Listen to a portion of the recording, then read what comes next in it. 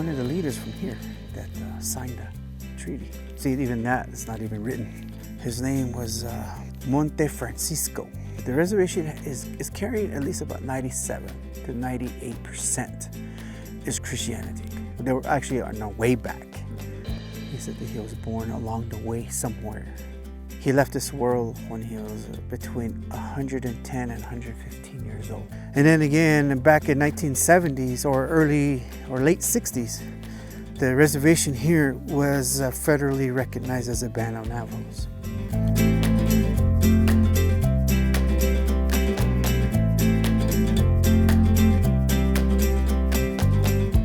But the region where we're standing at, the name of this place is called Shanto. You know, yeah, Shanto. Meaning where it's like out in the open or out in the valley. This was the traditional name that this was given this place here. Okay, yeah, I didn't know that. Oh, when they say Tohochile, you know, it's the whole reservation, yes. Yeah. But as where we're standing exactly about maybe 2 miles, maybe 2.5 miles, directly west from here, that's where Tohochile is at. Oh, okay. Is that the? I've been here a lot. I do some hiking here. I'm also full blood Nicholas Nelson Yenishe, Tat Chitney Neshe, Tobaha Bashchin, Dora Chitney Dashache, Ki Ani Dashanella. All right. Yeah, so we're related. Yeah, that's it. You're my sunny boy. And there's some areas that I've hiked back here that actually came across a water pond that comes down from looks like an erosion going through the canyon. Yeah. Is that the area you're talking? Pretty much way in the corner where this mesa, this canyon ends right here, and then right in the corner is another canyon comes out this way, just right in that ravine there. And that's on right the border of Laguna too, is that? Yes. Right on top of the mesa will be Laguna, but right below is where Tohochile is at. Yeah. Okay. There's a lot of landmarks there. You know, there's a lot of petroglyphs there that a lot of people kind of oversees that. They don't see it. It's kind of hidden away. I need to take another look. Yeah, so it's really nice. It's Hujonia. Yeah, so, but that's where the original name Tohochile is at. You know, but I need to find those petroglyphs next time. Yeah, I definitely overlooked that. I'm mostly looking to the south towards the mountain. Oh this yeah, main one right here. We call that Blue Gap. It's called the Blue Gap. Oh, that's the traditional name that was given to that mesa. I always say that because Arizona it's not the only one that has Blue Gap. We have Blue Gap here too. You know, there's a lot of secret places here, a lot of sacred sites here that our ancestors pretty much carried for a very long time. And again, that's pretty much a lot of that has been diminished. Very, very, very, very few of us, very few of us pretty much remembers, and not only remember, but carrying it on. Not very many people, not very many of us still holding on to these traditions, especially in this community here. Yeah. And we try hard to kind of keep it the way our ancestors try to keep it that way, you know. And yeah, there's a lot of secret sites here, and we have stories where the Tohochile Navajos, and not only that, but with Torreon in the area, you know, that's where one of our sacred sites used to be at. Oh, okay. And right behind it is a place called Sacredness. You know, that's what they call it. That's a sacred site back there. The bear that has his mouth that is open. Oh. Sacredness. When you see it towards the evening time, you'll see that canyon. You'll see the figure of the bear, his mouth open up like that. And it looks like that's where the giant's head is at. There you go. Yeah. Directly west from there. Directly west. And I've always explored Tohochile, a little bit of Alamo, Hemis. I used to live up in Hemis Springs for a little bit. Oh, okay. And I'm how do you say? I'm just a backpacker who likes to go off road. Okay. So I stay away from trails. Okay. And like Cabazon, I'll be like, what's out there? Well, pretty much like Nobody stopped me yet. the Navajo Indiana Jones. Yeah, pretty much. Minus the PhD. Yeah, no, I'm just a very curious person, and I do a lot of exploring. Good, yeah, that's good. That's good. Sometimes it's good to go out. That's how I got this knowledge. Yeah. I had to go out to my elders. I had to sit down to my elders. I had to do offerings to my elders. That's what I did, you know. When there's big ceremonies going on, I used to bring cartons of cigarettes. Yeah. You know, I used to give that out, and I tell them, talk to me. They look at me with a big old smile, and it says, "Why you want me to talk to you?" Because I don't care. Something good, something creational, something spiritual. Something about our people. You know, and then they used to go, you know, then they tell me, "I'm gonna only tell you one time. Only tell you this one time, and don't ask me again." Yep. So I had to really stay focused. Yeah. But anyways, that's where our homeland is at, in Sobieta. I actually have our neighbor. He lives a little up here. His grandfather, his name was Monte Francisco. He was actually one of the chiefs, one of the leaders from here that signed a treaty. So, see, even that is not even written. Yeah. Not only that, but, you know, in this community, it's the same way. It's the same way. Again, you know, the reservation is carrying at least about 97 to 98% is Christianity. Just here in Tohajala? Just here in Tohajala. Okay.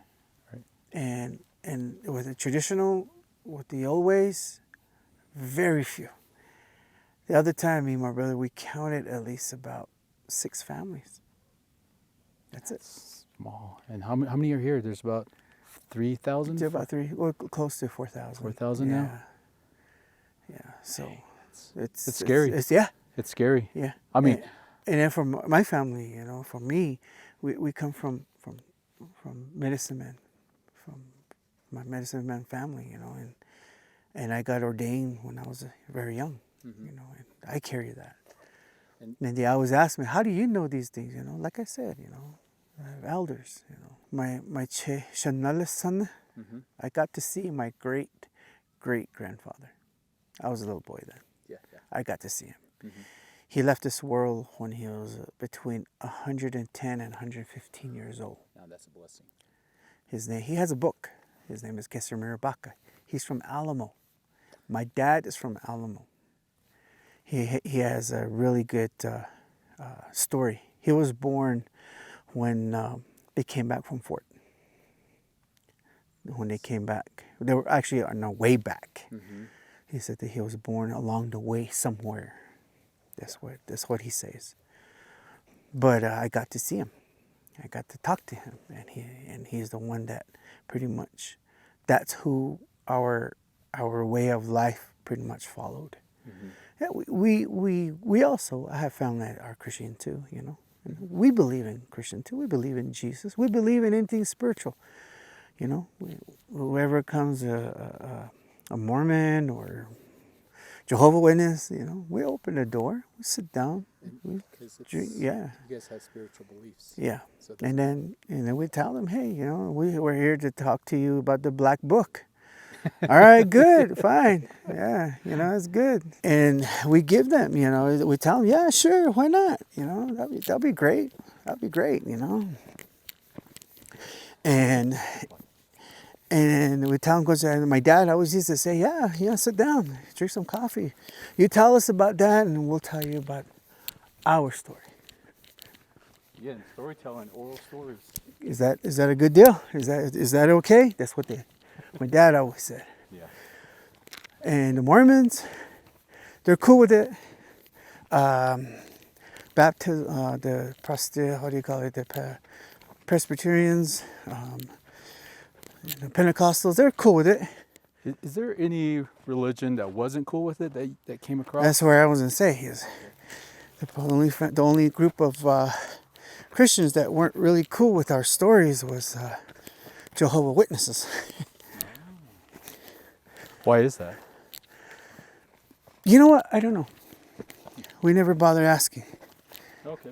You know, if you don't like it, fine. You know. Agree to disagree. Yeah, we just fine. If that's how you think of it, fine. Take it as it is. Take it as you want. It's all good. Actually, for myself, we're having a traditional ceremony. We're getting ready for a traditional ceremony this summer. Here, we're gonna have our enemy way ceremony. Duh. Yeah. And then people know that it's squaw dance. Squaw dance is pretty much just something they just threw out there to describe it, and, you know, dancing with women and yada yada yada. Yeah. But the proper way is the enemy way. The enemy way ceremony, or nta, you call it. Is that only invited to community members, or? Yeah, if you're Dine, yeah. If you're Navajo, you're more than welcome to come. Well, they gave you my card, right? Yeah, I got it. I want to attend that, so. Yeah, sure. You're more than welcome. You know, the day one is going to be on June 19th, and then we'll be taking the staff that Friday. It will be the 23rd, I think it is. Mm-hmm. That's where it's going to be. And then like this canyon right here, I would say, yeah, the pointed stones, they call it. Tsayanikan. And right here is called Shan. Yeah. And then Tojile. There's a lot of, like I said, there's a lot of sacred areas. Beautiful, beautiful areas. That's what these names were given. Can we go further up? You want to go up there? Yeah, sure. You're with Indiana, man. Yeah, Indiana Jones, Navajo Indiana Jones, exactly. It's Indiana minus the A. Right. Yeah.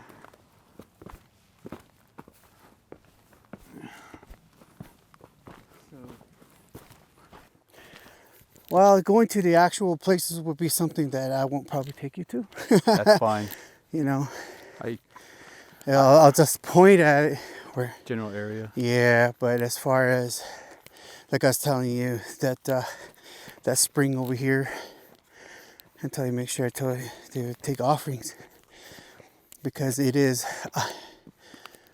in Navajo they call it yo, hodiyendo, do ahochit go haza. That means it's a very forbidden place. Because I was telling you about the petroglyph back there. Mm-hmm. There's petroglyph. I don't know how our ancestor did it. I always, you know, I never went too much far into it, asking too much, because my elders always told me, be careful with what you ask for. Oh, yeah, and that's another part of me of that I grew up hard on. There's a hard line of be careful what you wish for, because tradition is not something to mess with. Yeah, and then some of them will say, "Hashinleho, what are you going to do? If I tell you, what are you going to do with it?" Yep. Yeah. What's your purpose behind it? Yeah, exactly. So, but in that petroglyph back there, there's actually a count that they were doing of how many conquistadors that they pretty much executed, I guess you say. Yeah. So they kept count. And then how they snuck on around them. Yeah. You know, it's like really nice stories behind it. Mm-hmm. Yeah.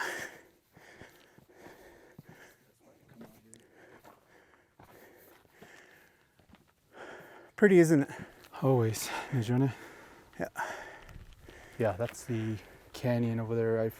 I've hiked and came up right around here. Right here? Right at the base here. Oh, okay. Where it's flat. Yeah. Then there's a drop off, and that's where I've actually sat and quiet, just absorb everything. Yeah. There's a lot of good wildlife back here. A lot of elk, a lot of deer. Elk? Yeah. Well, it is high desert, so yeah. Yeah, there's elk. There's deer and deer, mountain lion, bighorn sheep. Really? Bighorn sheep. Bighorn sheep too. Yeah. And then the other month, I have a little brother that came across the Barbera sheep. Mm-hmm. We were all freaking out. Goes, they made it up this far? Really? Because that's mostly what? Yeah. Southeast New Mexico, southwest New Mexico. So we found them here. So yeah. So like I said, that's where Tochili's at. This is Bristol. And right there in the corner, that's right there. They call it East Nakeza. And then there's and then there's like little canyons behind here. And that's where I came across the water. Yeah, just down here they call it Birch Spring. Oh, that's Birch Springs. Yeah. Okay. They call it Tsidibeto. Is Nakeza, Isiaja, Ischana ele, Tochili. Tsidibeto. I don't the Kojoko Alchehaji Aj, they call it right there. The Tsetes Tsayanit and Tsejin. All these regions they have names, their purposes of those names like that. I'm not surprised. We're feeling all of this right now. Yeah. There's something calling us here. That's why we're here. Yeah. It's the spirit, like I said, the spiritual aspect. Of course, you and I know that the Navajo people are very spiritual people. Yeah. And then, again, the white people calls us a very superstitious people too. You know what I mean? Yeah. But in a way, if we were superstitious, a lot of the things that our ancestors practiced was, it wouldn't have worked for them. Yeah. But actually they practiced it. They found medicine and it wasn't superstitious. No. It was something real. My wife bought a book of how to get food from New Mexico, and she went through this whole list, and she's like, did you know there's wild onions? Did you know there's... I was like, yeah, we used to dig that up in Shiprock years ago. We dig up wild onions. I'm like, it stank, but it was good. Like, yeah. I said we had roots that we just like peel back and we chew on. I remember it was like really crunchy. Yeah. And I forgot what that was, and I'm sure I'll get reminded. It's probably the wild carrots. You're talking about the wild carrots. Yeah. That's right. Yeah, you're right. They call it sast. It's pretty long like that. It's long and skinny. Yeah. And they're all crunchy. Yeah, very crunchy. Yeah. And I loved it. And I used to eat There's actually wild potatoes too. Yes. Yeah, they call it in our language. They call it nahoye.